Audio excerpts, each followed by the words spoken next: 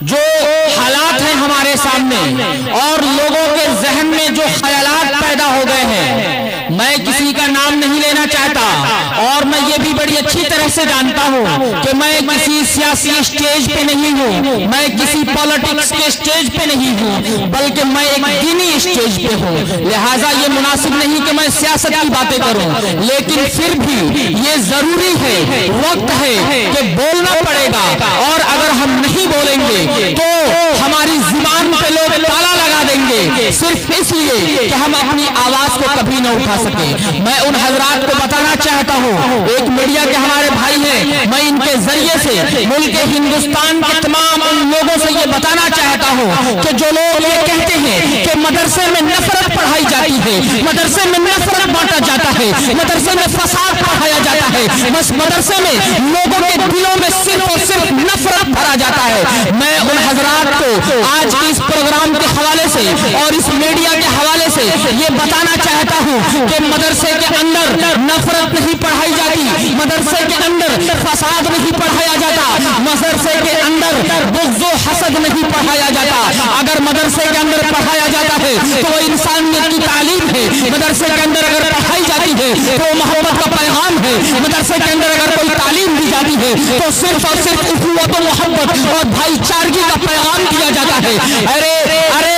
ظالموں، آؤ آ کر کے ہمارے مدرسے کا سروے کرو اور دکھا دو کہ اگر ہم نے نفرت کے نام پہ ایک نون پڑھایا ہو، ہم نے فساد کے نام پہ ایک پھے پڑھایا ہو، ہم نے رائٹ کے نام پہ ایک آر پڑھایا ہو، ہم نے بغض و حسد اور کینہ کپٹ کے نام پہ ایک لیٹر، ایک حرف، ایک اکشر بھی اگر پڑھایا ہو، سب سے پہلے میرا گریبان پکڑ لینا اور مجھے منظور ہے جو تم مجھے سزا دو گے، لیکن یاد رکھنا اگر یہ بات ثابت ہو گئی کہ ہم نے نفرت کے نام پہ نون نہیں پڑھایا، ہم نے فساد کے نام پر پھیر نہیں پڑھایا، ہم نے بغض و عداوت نہیں پڑھائی، ہم نے کینہ کپٹ نہیں پڑھایا، ہم نے اخوت و محبت پڑھایا ہے۔ دوستوں اور ظالموں، دونوں آدمی، آپ دونوں حضرات میری بات کو سن لیں کہ اسی مدرسے کا دین APJ Abdul Kalam Azad missile man ہے، اسی مدرسے کا دین ابوالکلام آزاد جو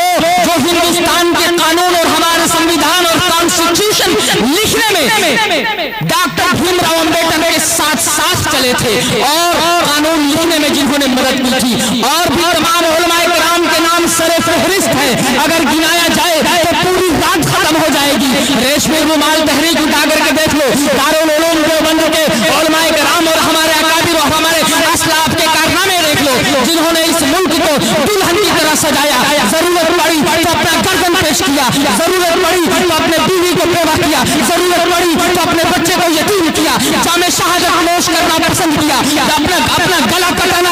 پسند کیا، لیکن اس ملک پہ کوئی آنچ نہیں دیا۔ شاعر سچ کہتا ہے کہ ملے گی منزل مقصود یہ ایمان رہتے ہیں، ملے گی منزل مقصود یہ ایمان رہتے ہیں، ہم اپنی رہنمائی کے لیے قرآن رہتے ہیں، وفاداری وطن سے ہو یہی اسلام سکھاتا ہے، ہم اپنے دل کے ہر گوشے میں ہندوستان رکھتے ہیں۔ ایک سچا مسلمان وہی ہو سکتا ہے جو ایک سچا ہندوستانی ہوگا، یہ ہمارے نبی کا فرمان ہے، یہ میں اپنی طرف سے نہیں کہہ رہا، یہ کوئی میری من گھڑت باتیں نہیں ہے، یہ کسی فلسفر کی فلسفی نہیں، یہ کسی رائٹر کی کہانی نہیں، یہ کسی شاعر کا کلام نہیں، یہ کسی کے الفاظ نہیں، یہ کسی کی تقریر نہیں، بلکہ یہ ہمارے نبی کا کہنا ہے کہ جس ملک میں رہو اس ملک کی حفاظت تمہارے دلوں کے اندر ہو، اس ملک کی حفاظت تمہارے سینے کے اندر ہو، سب سے پہلے اس ملک کی حفاظت کرو پھر تم آگے بڑھو۔ یہ سبق میرے نبی نے مجھے دیا، اور تم ظالموں کہتے ہو کہ یہ ہندوستانی نہیں، یہ دیش بھکت نہیں۔ ارے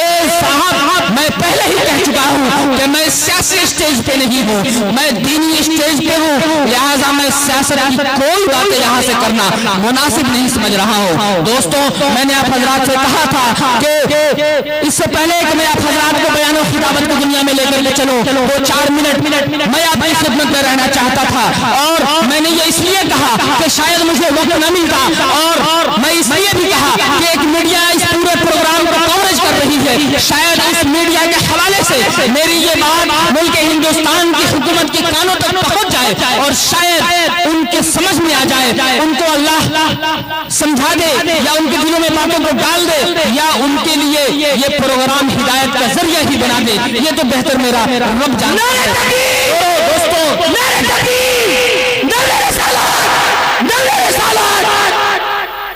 دوستو بہت اچھا. آئیے اس پروگرام کو آگے بڑھاتے ہوئے میں آپ حضرات کو بیان و خطابت کی دنیا میں لے کر کے چلنا چاہتا ہوں. تو آئیے میں بلا کسی تاخیر و تمہید کے اس شعر کے ساتھ اپنے ایک مقرر کو دعوت اسٹیج دینے جا رہا ہوں کہ